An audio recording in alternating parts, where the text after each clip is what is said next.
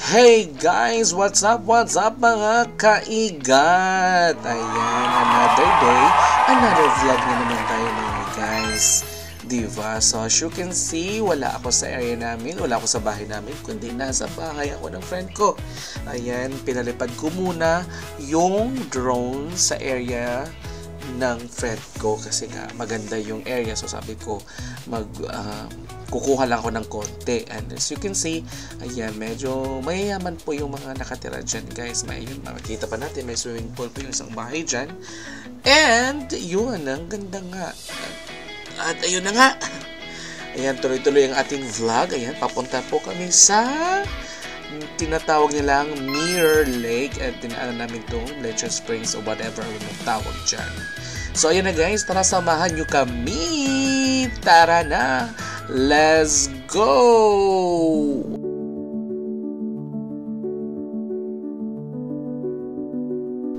And yun na nga guys, as you can see, nakikita nyo ang isang friend ko na si Sis Rodeline. So ito yung una naming pinuntahan. Hindi pa to yung lake talaga guys. So ito yung isa sa mga falls na pinupuntahan din. At ang ganda at sobrang lakas ng tubig dyan guys, kasi hindi halos makalapit yung drone ko dyan. Sobrang umano talaga yung drone ko. Umano siya, parang umaatras, ganun.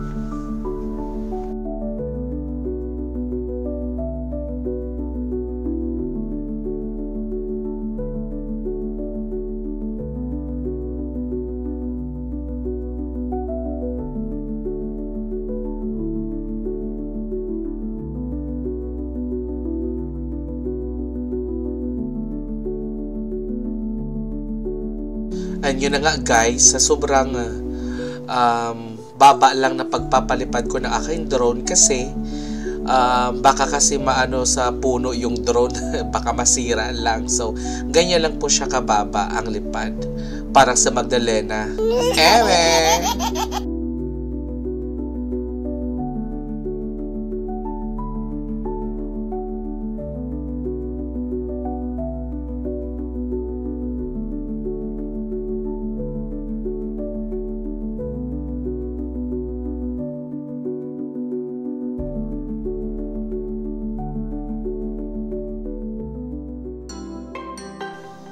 At yun na nga guys, itong maglalakad namin is pauwi na kami niyan.